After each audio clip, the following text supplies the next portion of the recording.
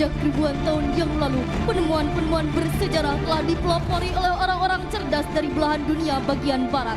Bahkan sampai saat ini, penemuan-penemuan mereka menjadi benda yang bermanfaat bagi manusia dan menjadi referensi utama bagi para ilmuwan baru.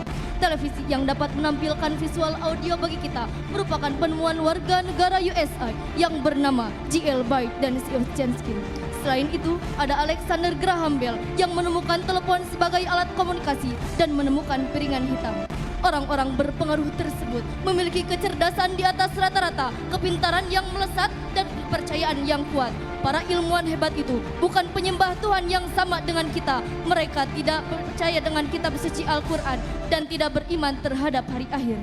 Lantas, apakah ada ilmuwan hebat dan cerdas harum dengan titel muslimnya? Apakah ada cendekiawan muslim di dunia bagian barat? Dari berbagai penjuru dunia, tokoh revolusioner, penggerak peradaban, pencetus pemikiran, dan pencipta karya-karya spektakuler lahir dan mengangkat tinta sejarah di belahan dunia bagian barat yang menjadi titik pusatnya ilmu pengetahuan dengan mayoritas golongan kapitalis. Pada awalnya, di sana pernah tumbuh dan bersinar cahaya Islam yang dihiasi oleh para cendekiawan. Uzbekistan, sebuah tempat dilahirkan dan dikuburkannya imam hadis yang masyhur. Nama lengkapnya ialah Muhammad bin Ismail bin Ibrahim bin Al-Mughirah bin Bardizbah Al-Bukhari. Beliau lahir di Bukhara, Uzbekistan pada tahun 156 Hijriah. Beliau lahir dalam keadaan yatim dan saat dia masih kecil, Allah mencabut penglihatannya sehingga kedua matanya tidak bisa melihat. Penglihatan kembali di pagi hari setelah ibunya bermimpi Nabi Ibrahim di malam harinya. Selama 16 tahun, Imam Bukhari menyusun kitab Sahih Bukhari yang berisi 6.000 hadis Nabi. Setiap kali beliau menuliskan satu hadis, beliau berwudu dan salat 2 rakaat sebelumnya. Beliau wafat bertepatan di malam hari raya Idul Fitri dan dikuburkan keesokan harinya. Makamnya mengeluarkan bau yang lebih harum dari kasturi selama beberapa hari. Kemudian muncul awan putih di atasnya. Abu Qasim Khalaf Ibnu Abbas Al-Zahrawi, ia merupakan sosok yang dikenal di bidang kedokteran. Semua ilmu praktik kedokterannya dituangkan dalam sebuah karya fenomenal yang berjudul Al-Tasrif. Ia juga pernah menciptakan beberapa alat bedah yang mana alatnya masih digunakan sampai sekarang. Adapun Al-Zarqari, ia merupakan sosok yang dikenal di bidang astronom. Ia pernah menciptakan beberapa alat astronom berbentuk flat yang bernama Al-Safiha. Ia juga pernah menciptakan jam air yang mana mampu menentukan jam pada waktu siang dan malam hari.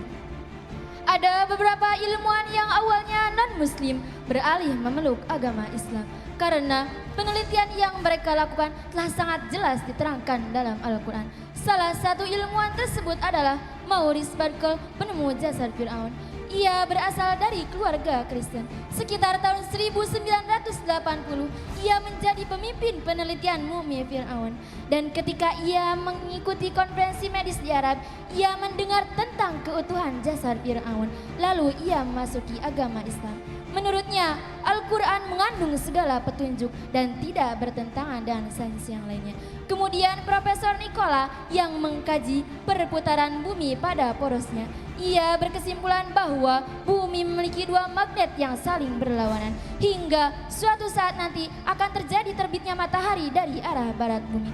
Dan saat ia mendengar hadis yang diriwayatkan oleh Abu Hurairah, ia memasuki agama Islam. Selanjutnya, ada juga Profesor Keith Moore dari Amerika Serikat.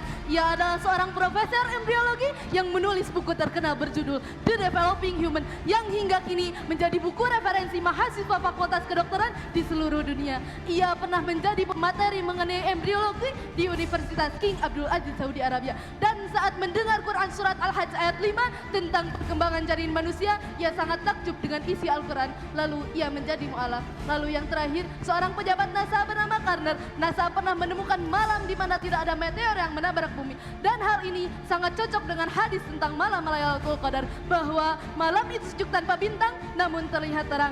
Selain itu, NASA pernah menemukan semburat cahaya yang berasal dari bumi dan menembus langit angkasa. Ternyata semburat cahaya tersebut bersumber dari Ka'bah Baitullah.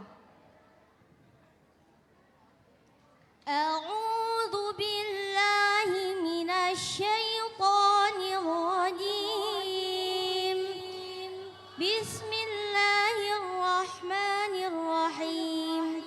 Inni tawakkaltu 'ala Allahi rabbi wa rabbikum ma min dabbatin وذريتها إن ربي على صراط مستقيم. Sesungguhnya aku bertawakal kepada Allah, Tuhanku dan Tuhanmu. Tidak ada satupun makhluk yang bergerak bernyawa, melainkan dialah yang memegang ubun-ubunnya dan menguasainya. Sungguh, Tuhanku berada di jalan yang lurus dan adil. Bismillahirrahmanirrahim. Huwallazi arsala rasulahu bil huda wa dinil haqqi liyudhhirahu 'alad dini kullih wa kafaa billahi syahida. Dan dialah yang mengutus Rasulnya dengan membawa petunjuk dan agama yang benar, agar dimenangkan terhadap semua agama, dan cukuplah Allah sebagai saksi. Sadaqallahul Azim. Maha benar Allah dengan segala firman-Nya. Lihatlah bahwa peradaban dunia dan kemajuan teknologi dipelopori oleh negara-negara bagian barat dengan para ilmuwan cerdasnya. Namun ingat, mereka cerdas tapi tanpa tauhid. Nama mereka tinggi dengan penemuan dan penelitian spektakulernya. Namun di balik itu semua, perlu kita sadari bahwa Islam telah lama melahirkan banyak ilmuwan cerdas berkarakter mulia. Nama mereka harum dengan pancaran tauhid di dalam hatinya. Ilmuwan muslim tersebar di seluruh penjuru dunia, bukan hanya di bumi bagian timur, melainkan di bumi bagian barat pula.